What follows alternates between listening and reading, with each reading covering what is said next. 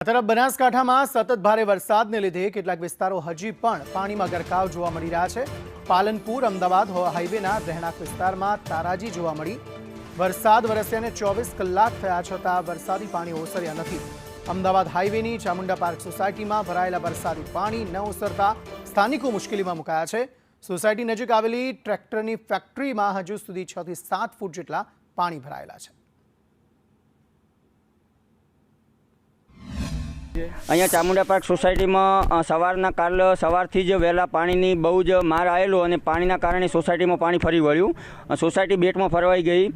તંત્ર અને જવાબદાર અધિકારીશ્રીઓ જોડે અમે વાત કરેલી તો કે અમે આવીએ છીએ છતાં સાંજના 6:30 સુધી અમે આવેદનપત્ર રૂબરૂ મામલતદાર સાહેબશ્રીને આપવા ગયેલા। ત્યાં સુધી તંત્રના કોઈ જવાબદાર માણસોએ અમારા કોઈ પણ પગલું ભરેલું નહીં અને હજી સુધી બી પાણી એ જ ભરેલું છે। પાણી આવવાનું મુખ્ય કારણ એ જ હતું કે ગઠમણ પાટિયા પાસે બંસી ડાબા અને કન્યાણ ડાબા પાસે જે ગટર છે એ ગટરનું પાણી અહીંયા જીસીબીના કારણે ડાયવર્ઝન કર્યું, જેના કારણે પાણી અમારી સોસાયટીમાં બેટમાં ફેરવાણી ડાયવર્ઝન કરી પાણી અમારી સોસાયટીમાં વાળેલ છે।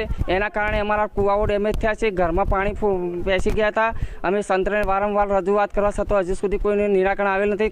સાંજના 6:30 થી 7ના ગાળાની અંદર મેં પોતે જઈ અને સોસાયટીના તમામ રહીશો જેને આવેદનપત્ર આવેલ છે, પણ હજી સુધી કોઈ આવેદનપત્રનું કોઈ ધ્યાન આપેલ નથી।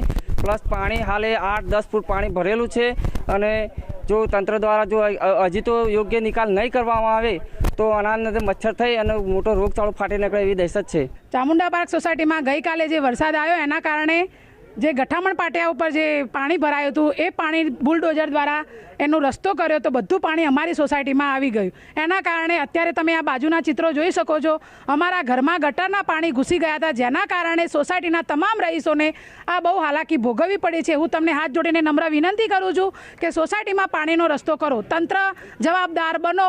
મારે પાણી આવવાથી સાહેબ ઘણું નુકસાન છે। માલ સામાન અંદર તણાઈ ગયું છે, કરિયાણું, કપડાં બપડા બધું, અને પૈસા રોકડ રકમ અંદર 25-30 હજાર રૂપિયા તણાઈ ગઈ। અંદર કૂતરા બી ફસાયેલા છે, ખાવાનું બધું વસ્તુ તણાઈ ગયું છે, અને આ પાણીનો નિકાલ કરી આપો એટલું સરકારમાં નથી। અંદર જઈ શકાય તેવું નથી પાણી વહરે તો ઘડી। કેવી રીતે આવ્યું પાણી? પાણી સર અશુભન આવી ગયું। હવે રાતે વરસાદ વધારે પડવાથી અંદર પાણી રોકાઈ ગયું અંદર, અને સવારે 5 વાગે હું નીકળ્યો, મારો જીવનો જોખમ લઈને નીકળેલો છું બહાર।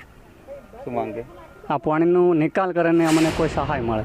બનાસકાંઠા જિલ્લાના મુખ્ય મથક પાલનપુરમાં 7 ઇંચ જેટલો વરસાદ ખાબક્યો અને આ વરસાદે સમગ્ર પાલનપુરને પાણી કરી દીધું। વરસાદ વરસ્યાને 24 કલાક થઈ ગયા, તેમ છતાં પણ હજુ સુધી આ પાણી છે તે અનેક વિસ્તારોમાંથી ઓસરવાનું નામ નથી લઈ રહ્યું। અત્યારે હું અમદાવાદ હાઈવે પરની જે સોસાયટી છે ચામુંડા પાર્ક સોસાયટી, તે સોસાયટીમાં પહોંચ્યો છું અને અહીંયા આપ દ્રશ્યોમાં જોઈ રહ્યા છો કે જે પ્રકારે ગઈકાલે 7 ઇંચ જેટલો વરસાદ ખાબક્યો, ગઠામણ પાટિયા નજીક જે પાણી ભરાયા અને તે પાણી તંત્રએ સીધા જેસીબીની મદદથી ડાયવર્ટ કરવાનો પ્રયાસ કર્યો તો ચામુંડા પાર્ક સોસાયટીમાં વળ્યા અને ચામુંડા પાર્ક સોસાયટીમાં તાબાહીના દ્રશ્યો છે તે સામે આવ્યા હતા। જે પ્રકારે સોસાયટીની અંદર પાણી પ્રવેશ્યા ને તેને જ કારણે સોસાયટીની અંદર અનેક જે કૂવાઓ છે તે કૂવાઓ બેસી ગયા છે અને તેને જ કારણે આ વિસ્તારના રહીશો છે તે ત્રાહિમામ પોકારી ઉઠ્યા છે।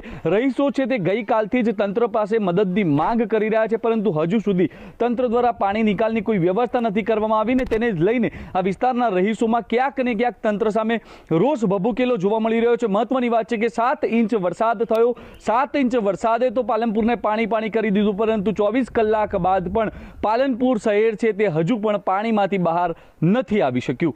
ધવલ જોશી, સંદેશ ન્યૂઝ,